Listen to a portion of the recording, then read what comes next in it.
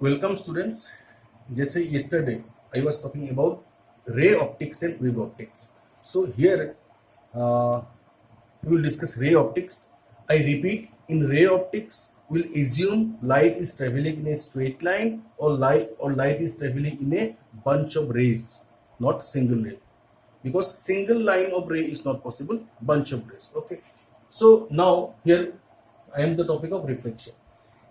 See, before reflection, you must know something else. This is suppose a ray of light. See, I am assuming a ray of light, but there are a bunch of ray of light. Just for convenience or just for better understanding, let us assume one ray of light. This is one ray of light is striking a surface. Okay, so it has three possibilities. Number one possibility is this surface might absorb the light and light energy may be converted to heat energy. If this surface absorbs light energy, the light energy can be converted to heat energy. So possibility number one. Number two, it might be reflected like this. Possibility number three, it might be transmitted. That means the light can cross the surface and transmit it to somewhere else. There are three possibilities. See, one thing is very common, one thing is you must understand very clearly. No light can be fully reflected, no light can be fully absorbed, and no light can be fully transmitted. Okay, but if suppose there is a X amount of light, the incident light, so X must be equal to reflected plus absorbed plus transmitted. There is no surface which can reflect 100% of light. No. If the surface is very much polished, yes, it can reflect 75 to 85% of the light. Suppose if it is reflecting 85%, let us assume the remaining 15% must be absorbed and transmitted.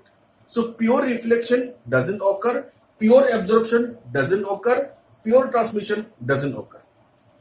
So let us start reflection. Okay. Now we will study the laws of reflection. Laws of reflection. This is a surface. Okay. Here this is the incident ray.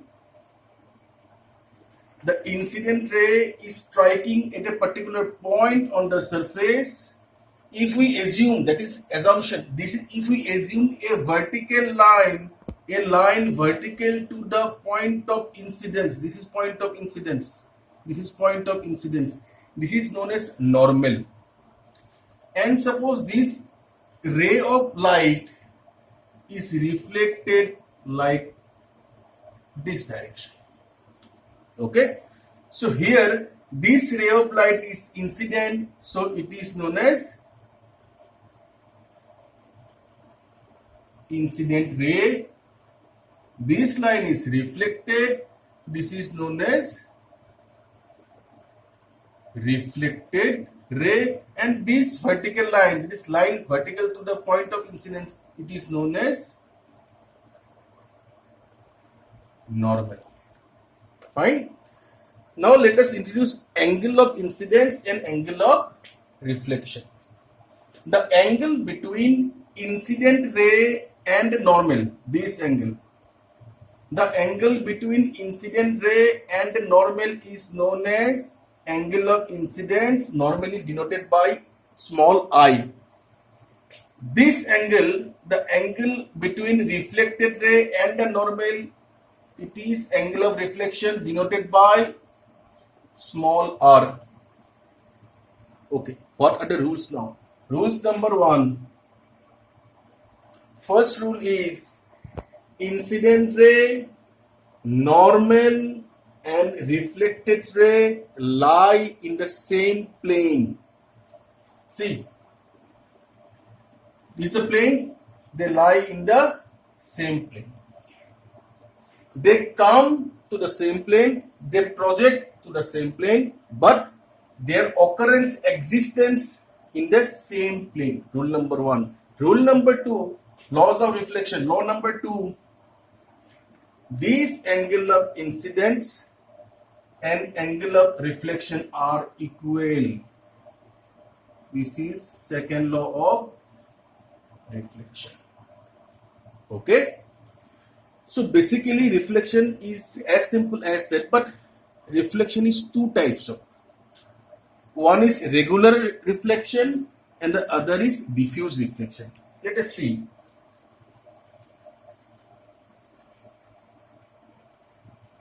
Reflection is two types of, regular and diffuse. In regular reflection, this is incident ray and there is a reflected ray, and this is a normal, this is I, this is R. It follows the laws of reflection. In regular reflection, it follows the laws of reflection. This angle and this angle must be equal. But in diffuse reflection, see, in diffuse reflection, suppose in practical way, there is not a single ray, there is a bunch of rays coming. Suppose like this rays are coming. This is, since I told you yesterday, the lines are parallel in nature, the bunch of rays are parallel in nature. Now they do not follow law of reflection. That means they do not follow angle of incidence and angle of reflection is equal. Now they can be reflected in every possible direction. In diffuse reflection, incident rays incident rays can be reflected in every possible direction. Say, let us say it is like this is like this, and this is like this. They are not following the law of reflection. So this is what we can say which follows the law of reflection. This is regular reflection and this is diffuse reflection. So this is all about the laws of reflection and what is reflection is all about. Thank you.